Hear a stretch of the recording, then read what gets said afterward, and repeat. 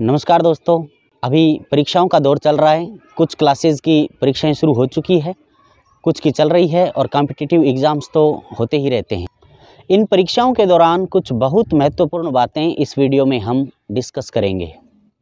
सबसे महत्वपूर्ण बात यह है, इन परीक्षाओं के दौरान कुछ बच्चे ये गलती करते हैं, परीक्षा से पिछली रात वो पूरी रात पढ़ाई करते हैं। परीक्षा के दौरान यदि आप पूरी रात पढ़ाई करेंगे तो उस रात को जो रट करके आप याद करेंगे वो तो एग्ज़ाम में आप सही ढंग से पता नहीं कर पाएँ या नहीं, लेकिन आप आपकी पहले तैयार की गई चीज़ों को भी भूल जाएंगे जो आपने बड़ी इत्मीनान से तैयार की थी, बड़ी तसल्ली से तैयार। 90% स्टूडेंट्स यह गलती करते हैं,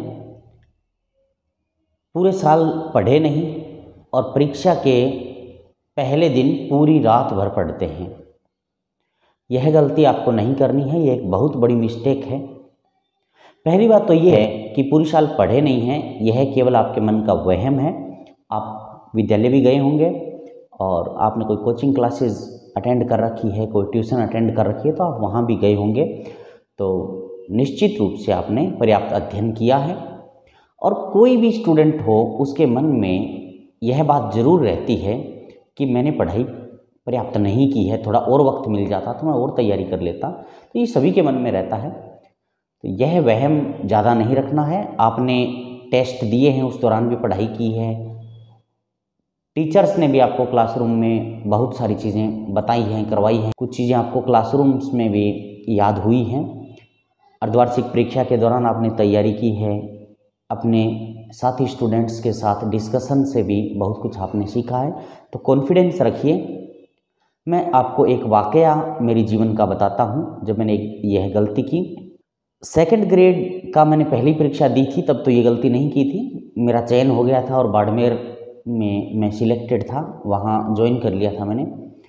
तब मैं थोड़ा होम सिक हो गया था, मैं चाहता था कि तारानगर मेरा ट्रांसफ़र हो जाए और ट्रांसफ़र तो हो नहीं पाया। तब एक और वैकेंसी आई थी सेकंड ग्रेड की, सेकंड टाइम, तो मैंने वो वैकेंसी दी थी कि अच्छी रैंक यदि आ जाए तो मेरा पदस्थापन यदि यहाँ हो जाए तो मैं दोबारा मैंने एक एग्ज़ाम दिया था। उस दौरान थोड़ी चिंता ज़्यादा थी, इस वजह से मैंने पूरी रात भर लगभग 4 बजे तक मैं पढ़ रहा था।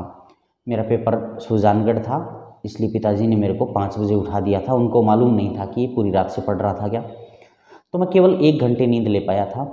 और जब मैं एग्ज़ाम हॉल के अंदर बैठा था, परीक्षा कक्ष के अंदर, तो मेरा माइंड बिल्कुल भी सेंटर में नहीं था।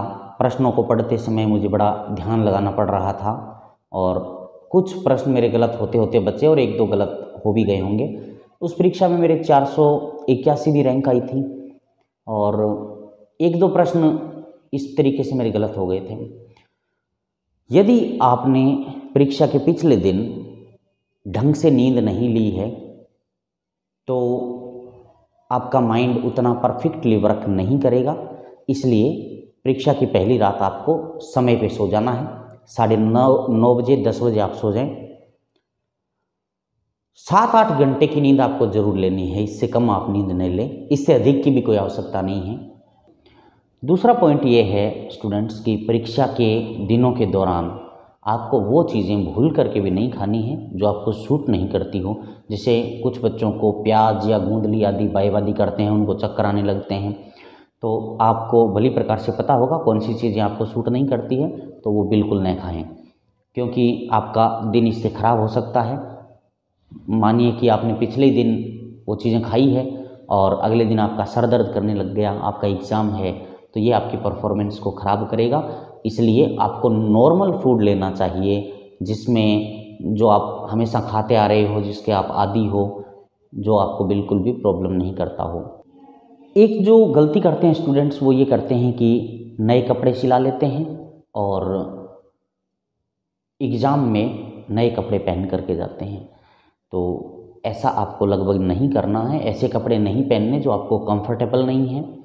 और नए कपड़ों के बारे में आपको पता नहीं होता है कि वो कैसे आपको फील देंगे। हो सकता है बाहर से उनका लुक बड़ा अच्छा हो, लेकिन पहनने के बाद में आप उनमें कंफर्टेबल रहते हैं कि नहीं रहते हैं। इसलिए आपको नया प्रयोग लगभग एग्ज़ाम से बचना है। एग्ज़ाम के दौरान आपको नए प्रयोग नहीं करने। यदि आपका एग्ज़ाम सेंटर आपके ही गांव में नहीं है, आपसे दूर है, कोई दूसरे गांव में है, तो आपको पैसों की परवाह नहीं करनी है। आपको कोई व्हीकल बुक कर लेना है एक अच्छे व्यक्ति का, जो ड्रंकर्ड नहीं हो, शराबी आदि नहीं हो, क्योंकि उनका ज़्यादा भरोसा नहीं होता है कि वो सही समय पर आपको पहुंचा पाएँ या नहीं पहुंचा पाएँ। जो विश्वसनीय गांव के अच्छे ड्राइवर हों, उनकी गाड़ी को आप बुक कर लें, कई बच्चे मिल करके उनसे डिसाइड कर लें क्या आपकी रेट वगैरह लगेगी। तो ये गलती नहीं करनी, कहीं ऐसा नहीं हो कि आप समय पर अपने परीक्षा हॉल में नहीं पहुँचे और उसके बाद आप तनाव में आ जाएं या आपको एंटर ही नहीं होने दिया जाए। तो इसलिए अपने साधन को प्रॉपरली आप बुक करें। परीक्षा के दिनों में ज़्यादा हैवी वेट नहीं उठाना चाहिए, इसकी वजह से कई बार पेट में दर्द होने लगता है। इसलिए अतिरिक्त वज़न उठाने की कोई ऐसी पोजीशन आती है तो आपको उसको अवॉइड करना चाहिए। और एक जो गलती करते हैं स्टूडेंट्स, वो ये करते हैं, कुछ बच्चों की ये मानसिकता होती है, वो एक पर्टिकुलर पेन से लिखते हैं तो उनको लगता है उनकी हैंडराइटिंग अच्छी आ रही है और कोई अलग पेन उनको सूट नहीं करता है। यदि आप भी इस मानसिकता के हो तो आपको न्यू पेन एग्ज़ाम के दौरान बिल्कुल भी यूज़ नहीं करना है। जो आप यूज़ करते आ रहे हो, जो पेन आपके लिए सूटेबल है, आप उसी पेन का यूज़ करें। परीक्षा के दिनों में आपको एक गलती यह भी नहीं करनी है, किसी छोटे मोटे मुद्दे को लेकर के किसी से झगड़ा नहीं करना है, बातों को अवॉइड करना है, डिस्कशंस में नहीं जाना है किसी के साथ में। यदि आप परीक्षा के ठीक पहले किसी से झगड़ा करके जाते हैं, कोई बात की ठेस आपको लग जाती है या कुछ आप जल्दबाजी में या अति उत्साह के अंदर कुछ ऐसा कर बैठते हैं कि एग्ज़ाम के दौरान आपको तनाव रहता है, तो वो आपके 5-7% ज़रूर कम कर देगा। इसलिए परीक्षा के दौरान बिल्कुल शांत माइंड से रहिए। एक बहुत बड़ी गलती है स्टूडेंट्स, आप रास्ते में जा रहे हो, अंतिम समय में कुछ बच्चे, अभी परीक्षा शुरू होने वाली है, पढ़ रहे हैं लास्ट टाइम में। एक बात बताइए विद्यार्थियों, यदि आपका माइंड बहुत, आप जैसे बॉडी आपकी बहुत थकी हुई है, आपने 5-7 घंटे अच्छे से वर्क किया है, उसके बाद आपको स्टेज पे चढ़ाया जाता है और आपसे कुछ कार्य करने को कहा जाता है, कितना अच्छा कर पाओगे जब आप थके होंगे, या जब आप बिल्कुल फ्रेश हैं तब कैसा कर पाओगे? तो आपका शायद आंसर यही होगा कि जब मैं बिल्कुल फ्रेश होऊंगा तो मैं बेटर वर्क कर पाऊंगा, अच्छा कार्य कर पाऊंगा। यही सब कुछ माइंड के साथ है। माइंड को आगे 3 घंटे तक कंटिन्यूअसली लिखना है, साल भर की याद की हुई सूचनाओं को जुटाना है, लिखना है। तो यदि माइंड थका हुआ होगा तो वो कहाँ से बेटर परफॉर्म कर पाएगा, कहाँ से अच्छे तरीके से लिख पाएगा, कहाँ से आपको आंसर्स अच्छे से कलेक्ट करके दे पाएगा? तो इसलिए परीक्षा के आधे घंटे पहले हर हालत में पढ़ना बंद कर दें। हो सके तो 1-1.5 घंटे पहले ही बंद कर दीजिए। बिल्कुल तनाव मुक्त हो जाइए। अब आपके हाथ में कुछ खास नहीं है। जो आप 1 घंटे पहले पढ़ रहे हैं, ज़रूरी नहीं है कि परीक्षा में वही सब कुछ आना है। हो सकता है वो प्रश्न आएंगे ही नहीं। इसलिए 1.5 घंटे पहले आप अपनी पढ़ाई को बंद कर दें, अपने स्थान के लिए रवाना हो जाएं, जो आपका गंतव्य है, जहाँ पे आपका एग्ज़ाम होना है। अच्छे से अपनी चीज़ों को याद करके घर से लेकर के जाएं। प्रवेश पत्र, अपने पेन, एक एक्स्ट्रा पेन, और कोई हाईलाइट वगैरह करने के लिए आप ब्लैक पेन का यूज़ करते हैं। 2 पेन आप यूज कर सकते हैं ब्लू लिखने के लिए, ब्लैक पेन आपको हाईलाइट वगैरह करने के लिए लेना है। लाल पेन का बिल्कुल भी यूज़ नहीं करना है। चमकीले आदि पेन आते हैं, बिल्कुल यूज़ नहीं करने हैं, आपके मार्क्स कट जाएंगे। लाल पेन से एग्जामिनर आपकी कॉपी को जांच करेगा, तो लाल पेन भी आपको यूज़ नहीं। आप रात को सो गए, 4 बजे 5 बजे आपकी नींद पर्याप्त हो गई, आप उठ गए हैं, बेशक आप पढ़ सकते हैं, लेकिन आपको तैयार जल्दी हो जाना चाहिए। पहले आपको स्नान आदि करके अपनी सारी चीज़ें अच्छे से तैयार करके और आप प्रिपेयर हो जाएं, उसके बाद आप अपनी स्टडी कर लीजिए। जब आप एक व्हीकल में बैठे हुए हैं या रास्ते से आप जा रहे हैं, उस दौरान आमतौर पे जो स्टूडेंट्स होते हैं वो आपस में बड़ी बातचीत करते रहते हैं, तुमने क्या तैयार किया है, अपनी बातें छुपाते रहते हैं, कुछ न कुछ झूठ बोल करके उनको कि मैंने तो ज़्यादा पढ़ाई नहीं की है, मेरी तो तैयारी नहीं हुई है। आमतौर पे स्टूडेंट्स की बातों के टॉपिक यही रहते हैं, तुमने कितना पढ़ा है, तो सामने वाले का जवाब होता है मैंने तो कुछ खास नहीं पढ़ा है, तेरी तैयारी कैसी है। एकदम से बकवास टाइप की बातें हैं। आप हो सके तो रास्ते में चुपचाप जाइए, अपने माइंड को शांत रखने की कोशिश कीजिए अधिक से अधिक, और यह भी सुनिश्चित करें कि एग्ज़ाम हॉल में आप 15 मिनट पहले ज़रूर जा कर के बैठ जाएं। आप अपने परीक्षा कक्ष में जब बैठ गए हों, सुनिश्चित कर लें आपके आसपास कोई नकल आदि की सामग्री नहीं है। आप अपनी जेब आदि को चेक कर लीजिए। हो सकता है आपका कोई इरादा नहीं है नकल करने का, लेकिन गलती से कोई पर्ची आपकी जेब में थी वो आ गई, किसी ने पकड़ लिया, आप थोड़े सेंसिटिव हैं, उसने आपको बहुत ज़्यादा कुछ ऐसी बातें कह दी। आप परीक्षा कक्ष में अपनी टेबल के ऊपर बैठ गए हैं। बैठने के बाद में आपको आमतौर पे स्टूडेंट अपने पीछे वाले से, साइड वाले से बातचीत करनी शुरू कर देते हैं। आपने कैसी तैयारी की है, आपकी इस सब्जेक्ट में कैसी तैयारी है, मैं तो बिल्कुल नहीं पढ़ा हूँ। ये बातें न करके आप, यदि आपको ध्यान लगाने की आदत है, आप ध्यान लगाना जानते हो, आपके कोई भी इष्ट देवता है, ओम का ध्यान कर लीजिए, तो आप आंखें बंद करके एग्ज़ाम हॉल में बैठ जाएं। आप अपने इष्ट देव का, भगवान का ध्यान करें, जिसमें भी आपकी श्रद्धा हो, जिसको भी आप मानते हो, अल्लाह, गॉड, वाहिगुरु, कोई भी आपके गुरु हैं उनको आप मानते हैं, आप ऐसी शक्ति ऐसे मानते हैं कि वो एक पावरफुल अथॉरिटी है जो मेरी मदद कर सकती है, आप उनका ध्यान कीजिए।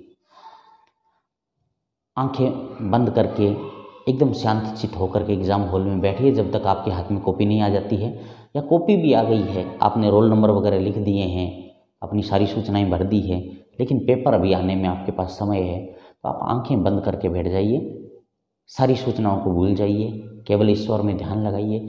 इससे आपका माइंड बहुत अधिक शांत होगा, और इस शांत दिमाग से जब आप अपने पेपर की शुरुआत करेंगे तो यकीन मानिए आपकी परफॉर्मेंस बहुत बेस्ट आएगी। अब ये ध्यान कैसे करना होता है, तो ध्यान की जो विधि है वो ये है कि आप ऐसे मान सकते हैं कि हमारी जो नाभि होती है उससे 10 अंगुल ऊपर जो जगह आपको मिलती है, ऐसे आप काउंट करोगे 4 अंगुल, 8 अंगुल, 10, तो लगभग इस जगह पे आप ये मान सकते हैं कि एक दीपक की जैसी लो होती है, वो लो है। आप उसमें कल्पना कर सकते हैं मन ही मन में कि वो लो यहाँ से उठते हुए आती है, मेरी दोनों जो ये आईब्रोज हैं इनके बीच में, यहाँ जो ब्रैकेटी जिसको बोलते हैं, वहाँ पर वो बिंदु आ जाता है, जोत आ जाती है। आप अपने आप को उस जोत की तरह महसूस कर सकते हैं कि मैं वो जोत हूँ। उसके बाद आप इस संसार से बाहर चले जाते हैं, ऊपर उठते हैं, और इस दुनिया के शोर शराबे से दूर आप पढ़ाई के दौरान भी आप इस प्रयोग को कर सकते हैं। जब आपको तनाव महसूस होता है या जब आपको लगता है कि मैं तो बहुत पढ़ लिया हूँ। जो स्टूडेंट्स लॉन्ग आवर तक स्टडी करना चाहते हैं, लंबे कई घंटों तक पढ़ाई करना चाहते हैं, तो बीच में ये जो ध्यान है वो ये कर सकते हैं। अब ध्यान में आगे क्या है कि जैसे आपने ये महसूस कर लिया कि इस वर्ल्ड से आप ऊपर चले गए, आप ऊपर के संसार में एक ऐसे लोक में पहुंच गए हैं जहां पर ध्वनि नहीं है, साउंड्स वैसे नहीं हैं जैसे स्थूल साउंड होते हैं। वहाँ पर केवल आप संवेगों के द्वारा अपनी बातचीत कर पा रहे हैं, या जो भी आपका अपना मेथड भी हो सकता है, इसमें आप ईश्वर से बात कर रहे हैं। यदि आप हिंदू धर्म के हो तो आप ये महसूस कर सकते हैं भगवान गणेश से मेरे सामने हैं और मैं उनसे बातचीत कर रहा हूँ, उनसे मैं निवेदन कर रहा हूँ कि हे प्रभु, मेरा ये पेपर ठीक हो, अच्छा हो, आप मेरी मदद कीजिए, मेरे दिमाग को शांतचित्त कीजिए। तो ये इस प्रकार की प्रक्रिया को करने के बाद में जब आप ये फील करेंगे कि मैं ऊपर से वापस नीचे उतरा हूँ, वापस मेरी ब्रैकेटियों में मैं स्थित हो गया हूँ, इस बॉडी के अंदर फिर से आ गया हूँ, तो ये फील करने से जब आप अपनी आँखों को खोलेंगे, अपने पेपर को शुरू करने की कोशिश करेंगे, तो आप पाएंगे कि आपका माइंड बहुत ही शांत है, सारे तनाव आपके दूर हो गए हैं, और अब आपकी जो परफॉर्मेंस आएगी वो बेस्ट परफॉर्मेंस निकल करके आएगी। यह तो बात हमने कर ली है, परीक्षा शुरू हो चुकी है। एग्ज़ाम के शुरू होने के बाद में एग्ज़ाम के दौरान क्या गलतियां हो सकती हैं, आपके पड़ोस में किसी स्टूडेंट ने कोई आंसर कर रखा है, आपने उस पर ज़्यादा भरोसा किया और उस उत्तर को लिख दिया है। आप अपने पड़ोसियों पे, आगे बैठने वाले पे, पीछे वाले पे अधिक भरोसा नहीं करें, अपने आप पे करें। पहले क्वेश्चन को रीड करें, अच्छे से पढ़िए, देखिए, उसके ऑप्शन यदि दिए हुए हैं 4 उनको चेक कीजिए, यदि 2 ऑप्शन दे रखे हैं उनको चेक कीजिए, और उन्हीं में से उत्तर है तो आपको वो आंसर लिख देना है। यदि छोटे प्रश्न वाला, जो छोटे उत्तरों वाला प्रश्न है तो। और यदि अब एक मिस्टेक है, जो जैसे आपका एग्ज़ाम आधे घंटे पहले आपने सारे क्वेश्चंस कर लिए हैं, अब नॉर्मली आपने चेक किया, भी पहला भी कर दिया, दूसरा भी कर दिया, आपने चेक कर लिया है। जैसे ही पेपर पूरा हुआ तो स्टूडेंट्स लगभग अपने अड़ोसियों पड़ोसियों से बातचीत के अवसर ढूंढने लगते हैं, उनसे बातचीत करने के मौके ढूंढते हैं, कुछ पूछने का कि आपका पेपर कैसे हुआ है। मैं तो ये राय दूंगा, आप बिल्कुल शांत रहिए एग्ज़ाम के दौरान। आपका हो गया है तो भी शांत बैठिए, किसी को डिस्टर्ब मत कीजिए। लेकिन आप अपने लिए क्या करें, आप अपना क्वेश्चन पेपर लेकर के पूरे मिलाइए। पहली बार ऐसे मिलाइए कि कहीं मैंने पूरा पेपर के अंदर कोई प्रश्न पूरा का पूरा छोड़ तो नहीं दिया है। 5वां प्रश्न आपने कर लिया है क्या, पहला कर लिया है क्या। आप एक कच्ची पेंसिल लेकर के साथ में जा सकते हैं और आप अपने पेपर के ऊपर टिक लगा सकते हैं कि यह प्रश्न मेरा हो गया है, दूसरा प्रश्न हो गया है, तीसरा हो गया है। और पहले तो ये चेक करें कि सारे प्रश्न आपके हुए कि नहीं हुए। फिर भी समय बचा हुआ है तो आप एक बार सरसरी निगाह से अपनी रीडिंग कर लें आंसर्स को, कि उत्तर के बीच में कहीं कुछ आपने गलत तो नहीं लिख दिया है, उत्तर कुछ और था और जल्दबाजी में लिखते लिखते आप ये चीज़ चेक कर लें। कई बार एग्ज़ाम हॉल से बाहर आने के बाद में बच्चे बात कर रहे होते हैं कि पता नहीं मैंने 5वां प्रश्न किया है कि नहीं किया, आ तो रहा था मुझे।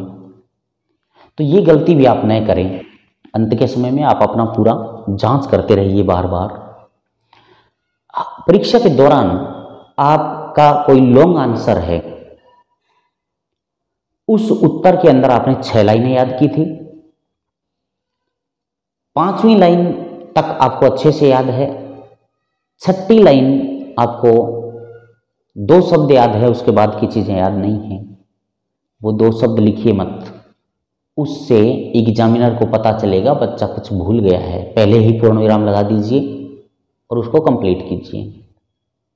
वो हर प्रश्न के बाद 2 या 3 लाइनें छोड़िए। यदि लंबा उत्तर है तो 3 लाइनें छोड़िए, छोटा आंसर है तो 1 लाइन छोड़ दीजिए। उस उत्तर के अंदर यदि बाद में आपको कुछ याद आ जाता है कि 1 लाइन यह थी, ये डाल देता हूँ, तो आपको वो लाइन डाल देनी चाहिए बाद में भी। लेकिन उसकी जो भूमिका, जिस टाइप से वो आंसर है, कि यदि ये लाइन लिखने के बाद में और संभावना नहीं है उत्तर की, तो फिर वो लाइन से आपको नहीं डालनी चाहिए। यह मिस्टेक मैंने बोर्ड की कॉपियां भी जांच की है, उसमें मैंने एक बड़ी मिस्टेक ये देखी है कि खालिस्तान भरने के प्रश्न आते हैं या एबे वाले ऑब्जेक्टिव क्वेश्चन है, तो उसमें बच्चे क्या करते हैं कि पड़ोसी का देखा, उसने 3 लाइन में उत्तर लिख रखा है, उसको कुछ नहीं आता, उसने सिर्फ ये सुन रखा है कि कुछ भी न लिखने की बजाय मुझे कुछ न कुछ करूँगा तो मार्क्स मिल जाएंगे। और वो बच्चा अपने पेपर के अंदर से ही जो कोई पैसेज दिया हुआ है, गद्यांश दिया हुआ है, उसमें से या कोई दूसरे प्रश्न ही लिख डाल रहा है।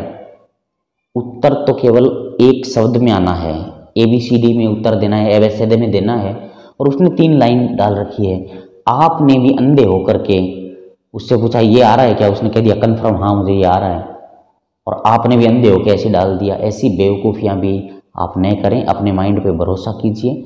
और यदि ABCD का है तो ABCD में ही उत्तर दीजिए।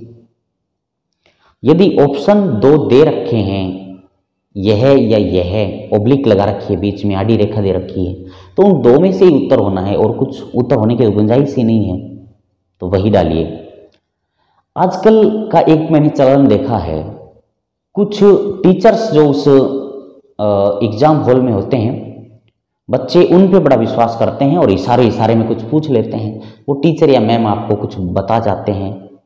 देखिए बेटा, वो जो टीचर वहाँ खड़े हैं, एक रूल है बोर्ड का, यदि इंग्लिश का पेपर है तो इंग्लिश के टीचर की ड्यूटी नहीं लगेगी। 10वीं लेवल का पेपर आया है, 12वीं लेवल का आया है, वो टीचर उसने वो सब्जेक्ट बहुत समय पहले छोड़ दिया था। जब वो 10th क्लास तक उसने वो पेपर सब्जेक्ट पढ़ा है। उदाहरण के लिए वो मैथ के टीचर हैं जिनकी ड्यूटी लगी हुई है और पेपर जो है वो सामाजिक का आपका पेपर चल रहा है। आपको लगता है टीचर हैं, बड़े ज्ञानी हैं, आता ही होगा मुझसे ज़्यादा। तो बेटा सिलेबस चेंज हो जाते हैं। जब वो पढ़ते थे आज से 20 साल 25 साल पहले, तो हो सकता है कि कुछ और लेसन्स थे, वैसे इतने साल बाद याद रहना भी संभव नहीं होता है। और अब वो विशेषज्ञ बन चुके हैं एक विशेष सब्जेक्ट के। मैथ के अंदर वो बड़े डीपली जानते हैं, यदि वो विज्ञान के हैं, विज्ञान विषय को वो बड़ा डीपली जानते हैं, लेकिन सामाजिक से ताल्लुकात तो उनका हट चुका होगा। यदि आपका हिंदी का पेपर चल रहा है तो हिंदी के अंदर वो गहरी बात उनको पता नहीं होगी। तो उनके ऊपर विश्वास करने के बजाय आप अपने ऊपर विश्वास रखिए। एक टेंडेंसी मैंने ये भी देखी है आजकल, टीचर्स या बहुत बार बच्चे भी ऐसा कर देते हैं कि ये मेरे से आगे न जा पाए, इसलिए वो जो आंसर दिखाते हैं दूसरा दिखा देते हैं और खुद बाद में उसको काट करके दूसरा कर लेते हैं। तो इस प्रकार की चीज़ों से भी आप सावधान रहें। इसलिए अंग्रेजी की जो कहावत है, honesty is the best policy, ईमानदारी ही सर्वश्रेष्ठ नीति है, तो इसी को फॉलो कीजिए। आप ईमानदारी से ही अपना पेपर दीजिए। यदि आपको थोड़ा भी कॉन्फिडेंस है, अब बिल्कुल भी आपको लगता है कि मैं तो फेल होने के कगार पे हूँ, तो जो भी आप हाथ पैर मारते हैं, ठीक है, अच्छी बात है। एक बार की बात है स्टूडेंट्स, मैंने एक मेरी स्टूडेंट आई मेरे पास एग्ज़ाम होने के बाद में, तो जो इम्पेरेटिव सेंटेंस था उसको आपको पता है टू से जोड़ते हैं। आज्ञार्थक जो वाक्य होते हैं, आदेशात्मक वाक्य, उनको टू से जोड़ते हैं। जो असर्टिव सेंटेंसेज होते हैं, पॉजिटिव सेंटेंसेज होते हैं, सामान्य साधारण वाक्य होते हैं, उनको दैट से जोड़ते हैं। तो उनके परीक्षा कक्ष के अंदर एक टीचर की ड्यूटी लगी थी। उन्होंने उसको जब टू से जोड़ते हुए देखा तो उन्होंने कहा दैट लगाइए, यहाँ पे टू मत लगाइए। उस बच्ची ने टू को काटा, दैट भर दिया और डाउट के अंदर वो बाद में परीक्षा समाप्त होने के बाद मेरे पास आई और बोली सर ये मेरा गलत करवा दिया उन्होंने। तो आप ऐसा करते ही क्यों हैं? साल भर में टीचर्स ने जो पढ़ाया है उस पर आपको पूरा विश्वास है, तो आप वही उत्तर कीजिए जो आपके मन से निकल रहा है। उन टीचर्स के ऊपर विश्वास करने के बजाय जो आपके शिक्षक हैं कमरे में जिनकी ड्यूटी लगी हुई है, आप अपने ऊपर विश्वास करके सही उत्तर लिखें। स्टूडेंट्स, कुछ बच्चों की आदत होती है परीक्षा से ठीक पहले कुछ प्रश्नों की चर्चाएं करना। आप जब किसी व्हीकल में जा रहे हैं या पैदल भी अपने एग्जाम तक जा रहे हैं, तो जो आपके ऐसे कोई फ्रेंड्स हो तो उसको आप बिल्कुल मना कर दीजिए। आपको न तो किसी से कोई प्रश्न अभी पूछना है, न अगले को अपने से पूछने देना है, क्योंकि जो 5 प्रश्न भी उसने आपसे ऐसे पूछ लिए जो आपको बिल्कुल नहीं आते हैं, तो आपका कॉन्फिडेंस एकदम लो हो जाएगा। आपको लगेगा कि मुझे तो कुछ नहीं आता है, और यह स्थिति बहुत ही हानिकारक होती है। आवश्यक नहीं है कि वही 5 प्रश्न आपके एग्जाम में आने हैं, उनमें से हो सकता है एक भी नहीं आए। कई बार वेरी इंपॉर्टेंट जो लेसन्स होते हैं उनमें से कोई प्रश्न नहीं आता। तो बिल्कुल बिना तनाव लिए अपने कॉन्फिडेंस को मेंटेन जरूर रखना है। खाने के अंदर मैं एक चीज़ जोड़ना चाहूँगा स्टूडेंट्स, ये तो आप हमेशा ही 12 महीनों तक ही आप कर सकते हैं।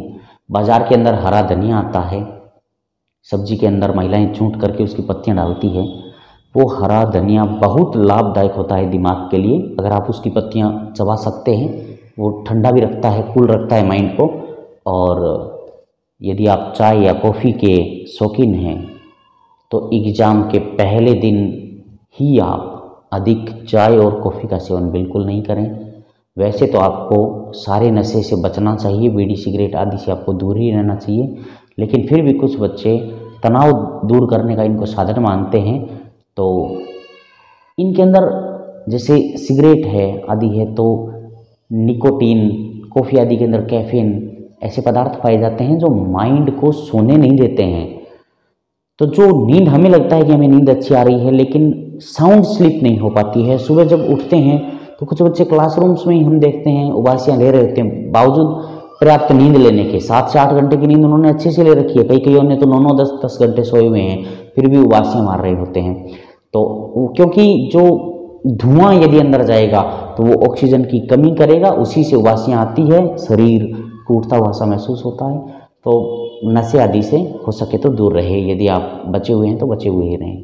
और चाय कॉफ़ी एक नॉर्मल चीज़ है, लेकिन कॉफ़ी तो फिर भी ज़्यादा नुकसानदायक है, तो बहुत ही कम मात्रा में लें। यदि आप लेने के शौकीन हैं तो कम मात्रा में आप इनका सेवन करें।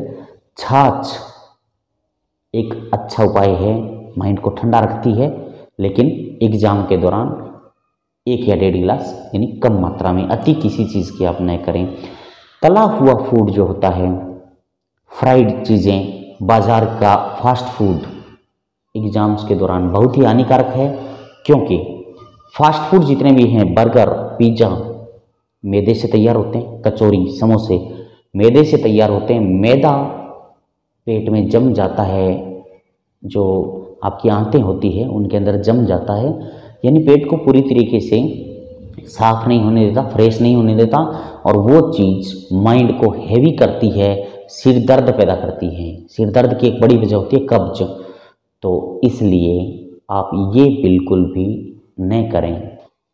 करने में जो एक कार्य है वो है, कुछ बच्चे सोचते हैं कि मैं अधिक पानी पीऊँगा तो बार बार टॉयलेट जाना पड़ता है।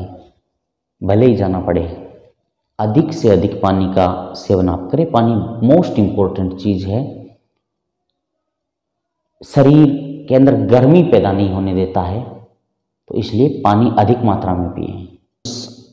एग्ज़ाम टाइम में आपको कोई भी नया प्रयोग नहीं करना है, जैसे कुछ बच्चे चाय छोड़ना, कोई नए बड़े डिसीजंस लेना, ये चीज़ें एग्ज़ाम के दौरान नहीं करनी है। नहीं तो हो सकता है आपने चाय छोड़ दी, उस समय आपका हेडेक होने लग गया, सिर दर्द की प्रॉब्लम होने लग गई।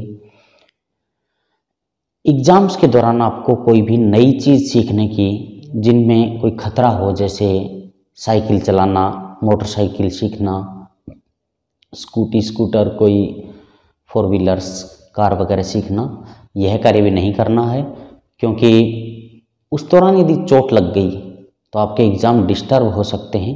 एग्ज़ाम के बाद जब आपको फ्री टाइम मिलेगा, तब वो समय आप इन चीज़ों के लिए रिजर्व रखें।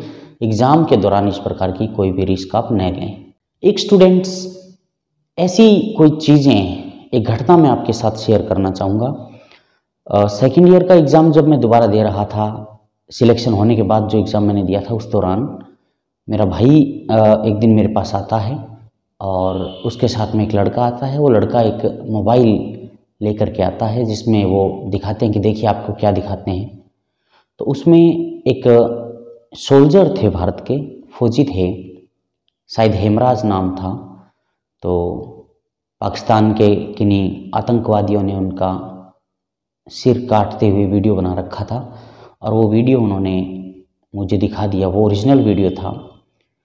तो स्टूडेंट्स, मैं इतना डिस्टर्ब हो गया, इतनी अच्छी मेरी पढ़ाई चल रही थी, अंदर तक मैं बड़ा हिल उठा एकदम से कि कोई इंसान ऐसा कैसे कर सकता है। और चूँकि वो भारत के फौजी थे, तो प्रभावित होना, द्रवित होना स्वाभाविक सी बात थी। मैं 2 या 3 दिन तक न ढंग से भोजन कर पाया, न वो यादें मेरे दिमाग से हटी, और 3-4 दिन तो मेरे कंटिन्यूअसली डिस्टर्ब हो गए। लेकिन उसके बाद भी 1-1.5 महीने तक वो स्टोरी मेरे दिमाग में घूम घूम करके आती रही। तो ऐसी चीज़ें, मैं तो आपके रिलेटिव्स वगैरह से भी ये कहना चाहूँगा, या आपके जो परिचित हैं, कि एग्ज़ाम्स के दौरान आप बहुत ही सेंसिटिव हो सकते हैं। तो उस समय आपको ऐसी कोई चीज़ नहीं दिखाएं, और आप खुद भी इस प्रकार की चीज़ों से दूर ही रहें। अंत में मेरी बातें आपके लिए लाभदायक भी हो सकती है, और हो सकता है कि मेरा अनुभव उस जगह स्टिक नहीं बैठ रहा हो। आप, प्रत्येक बच्चे का अपना अपना व्यक्तिगत रूप से है, इसलिए जो आपकी अंतरात्मा अंदर से कह रही है, आप उन्हीं बातों को अधिक फॉलो करें। कहीं कोई अलग अनुभव आपको भी हुआ होगा, और हो सकता है जो चीज़ें मुझे सूट नहीं करती है, वो चीज़ें आपको सूट कर रही हो। तो अंतिम डिसीजन मैं आप पे छोड़ता हूँ कि जो मैंने बातें बताई है, उनमें से कोई लाभदायक आपको लगे तो आप उनको फॉलो करें, माने, और नहीं तो आपका अपना जो कोई आविष्कार है वो और ज़्यादा बेहतर है, जैसा आप अब तक करते आए हैं, जिनसे आपको लाभ हो रहा हो, तो आप अपनी विधियाँ आपकी सर्वश्रेष्ठ हैं। इन चीज़ों को मिक्स करके जो भी बेस्ट बनता है वो आप अंत में अपनाएं। आज के लिए दीजिए अनुमति। आप कुछ और जानना चाहें कमेंट बॉक्स में डाल दीजिए, मैसेज बॉक्स व्हाट्सएप के द्वारा सेंड कर दीजिए कि इस टॉपिक पे हमें वीडियो चाहिए। वीडियोज़ आपके लिए हेल्पफुल होते हैं तो लाइक कीजिए, आप अपने फ्रेंड्स को शेयर ज़रूर कीजिए और सब्सक्राइब ज़रूर करें। इसी के साथ दीजिए अनुमति। नमस्कार।